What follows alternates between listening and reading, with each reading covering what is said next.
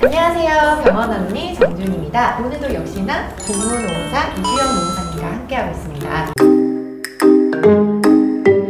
오늘은 이제 근무 중에 여러분들이 막 궁금해하실 수 있는 거 가장 많이 하시는 질문 방대합니다. 입가전도 많은데 더 많은 것 같아요.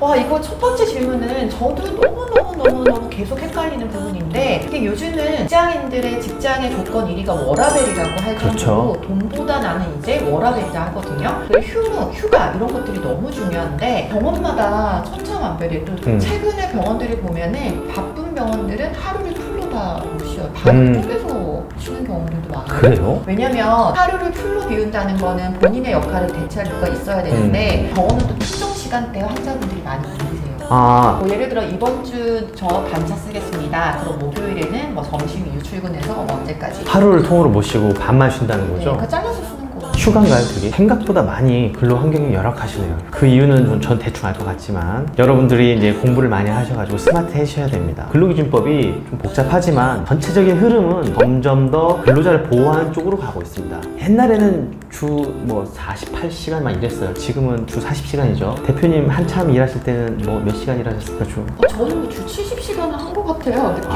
과로죠. 그렇게 일하던 때가 있었습니다. 80년대. 옛날 사람. 그렇게 열심히 일하는 때가 있었는데 지금은요, 딱 적당히 일하고 많이 쉬어라, 그리고 나가서 돈 써라, 돈을 써야 경제가 도니까, 이런 식으로 법도 바뀌고 있습니다. 그래서 근로자들의 휴가권도 점점 더 보장하는 쪽으로 가고 있어요. 예를 들어서 휴가를 못 가게 막는다, 이건 문제가 있는 거죠. 심각한 문제입니다. 그거는 우리 법원에서도 심각하게 보고 있습니다. 이런 경우 있잖아요. 뭐 샌드위치 데이인데 이날 하루만 쉬면 난 다 쉴 수 있을 것 같아. 사장님이 그러죠. 너 그날 쉬면 안 돼, 못 가게 하죠. 이런 거는 허용 못하게 하고 있어요. 휴가는 내가 가고 싶을 때 갈 수 있게끔 보장해줘야죠. 이런 경우 있죠. 여름 휴가라 그래가지고 뭐 사장님이 이번 주 다 문 닫아 셔터 내려, 뭐 이런 게 있죠. 그때 다 연차 휴가 쓰라고, 강제로 라고 할 수 있습니다. 그런 데가 가끔 있는데 동의를 하면 문제가 없어요. 서면으로 동의서 쓰면 되는데 그런 거 없이 난 이때 안 쉬고 싶고 다른 날 가야 되는데 사장님이 강제로 휴가를 쓰게 할 수는 없습니다. 그렇다면 지금 최근에 그 유명한 의사 유튜버에서 문제가 되고 있는 것들을 제가 좀 이렇게 많이 봤는데, 예를 들어 연차는 한 달에 최대 몇 번만 써라, 우리 병원은 그리고 반만 잘라서 나눠서 쓸 수 있다, 이런 것들은 다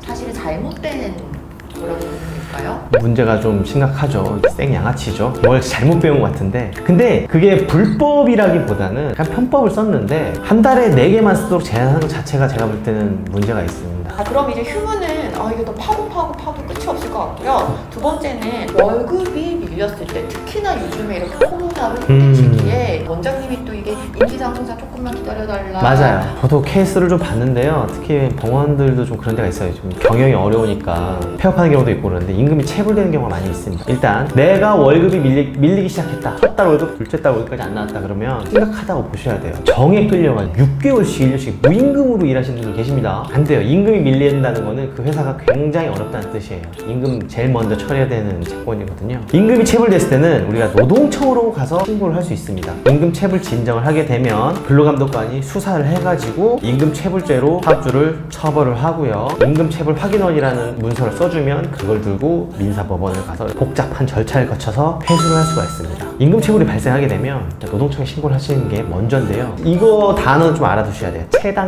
체당금이라는 단어, 어이체자예요. 이게 뭐냐면 한 6년 이상 일했는데 퇴직금 못 받았고 월급도 한 몇 달 못 받았어요. 회사가 폐업을 해버렸어요. 그러면은 근로자 입장에서는 너무나 큰 손실이 있잖아요. 그거를 국가에서 몇 달치 보존해줍니다. 최근 3년치 퇴직금하고 3개월치 월급을 체당금이라고 해서 국가에서 보존해줍니다. 그거를 알고 계시면 될 것 같아요. 무조건 그때가 되면요, 증거를 수집하셔야 돼요. 증거. 카톡 기록도 증거가 그렇죠. 카톡 증거, 녹취, 문자, 이메일, 교통카드 기록, 근무표 이런 거 다 사진 찍어 놓으시고. 누가 그러던데 상대방 동의를 받지 않은 녹취는 효력이 없다던데 그건 아닌가 보네요. 대충 아시는 분들이 그러고요. 일단 녹취해 놓으십시오. 무조건 수집하세요, 여러분들. 증거를 수집하세요. 네, 증거 수집하시고. 또 하나는 휴가만큼 중요한 휴게 시간인데, 성형외과는 1시부터 2시까지가 중시, 치과는 2시간 이렇게 주는 경우들도 있는데, 고객이 병원에 있으면 다 내려놓고 내가 밥 먹으러 갈게요 할 수가 없잖아요. 이게 하다 보니까 계속 점심시간을 제대로 못 쓰네. 휴게 시간은요, 일단 법적인 의미부터 말씀드리면 사업주의 지배에서 벗어나는 시간이에요. 내가 내 마음대로 쓸 수 있는 시간입니다. 휴게 시간은 임금도 안 나와요. 9 to 6라고 하면 하루 8시간이잖아요. 그 시간 1시간이 빠져 있는 거예요.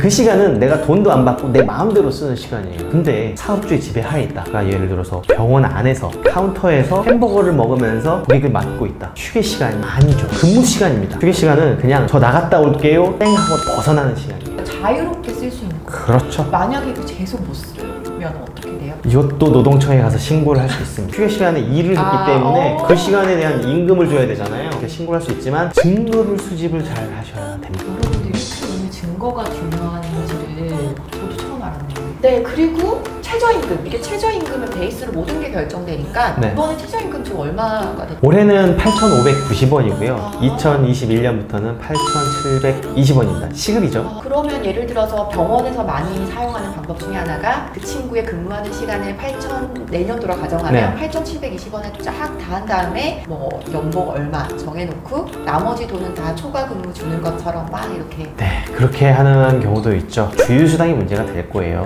아르바이트는 아닌데도 주휴수당이 발생하나요? 그럼요. 일한 시간 곱하기 시급이 월급이 아닙니다. 당연히 휴식시간 줘야죠. 그래서 고용노동부 고시를 보면요, 월급 기준도 정해놨어요. 주 40시간 일을 했을 때 올해 기준으로 179만 5,310원이고요 2021년도 기준으로 182만 2,480원입니다 그거 밑으로 주면은 최저임금 위반이죠. 왜냐하면 주휴수당이 빠져있기 때문에요.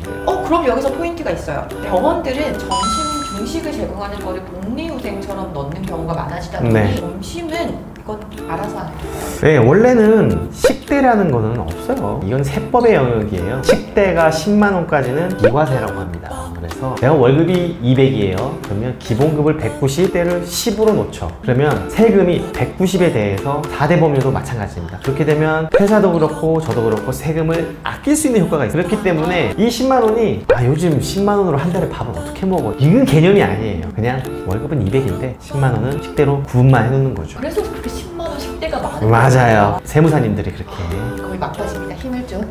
지금도 엄청 긴 것 같은데 마지막 부분은 성의로 뺄 수가 없어요. 이게 여러분들이 뭐 휴무와 돈도 중요하지만 병원에서 성희롱은 참 근데 이게 주관적일 수 있잖아요. 저희 근로기준법에서는 직장 내 성희롱과 직장 내 괴롭힘 두 가지를 규정을 하고 있는데요. 직장 내 성희롱은 꽤 많이 오랫동안 쌓여 있습니다. 그래서 기준이 있습니다. 피해자 입장에서 주관적으로 성적 수치심을 느꼈다면 성희롱에 해당이 되고요. 그런 근로자를 보호하기 위해서 법이 나왔습니다. 최근에는 직장 내 괴롭힘도 규정이 되어 있죠. 그것도 아마 그 직장 내 괴롭힘에 관한 법률이 제정이 된 가장 큰 이슈 중에 하나도 얼마 전에 병원에서 있었던 태움 문화가 큰 몫을 했습니다. 그래서 법안으로 들어오게 되어 있어요. 좀 간략하게 설명드리면 성희롱은요 범죄가 아닙니다. 성희롱은 범죄가 아니에요. 우리 형법상 범죄, 그러니까 경찰한테 수사받고 수갑처 징역 가는 거, 요거는 추행 범죄가 아니에요. 처벌할 수 있는 규정이 없어요. 그럼 어떻게 대응해야 되나요? 대응할 수 있는 방법이 없죠. 그래서 그냥 법정 교육을 계속하고 여기서 혼란이 엮여지는 건데 직장 내 성희롱입니다.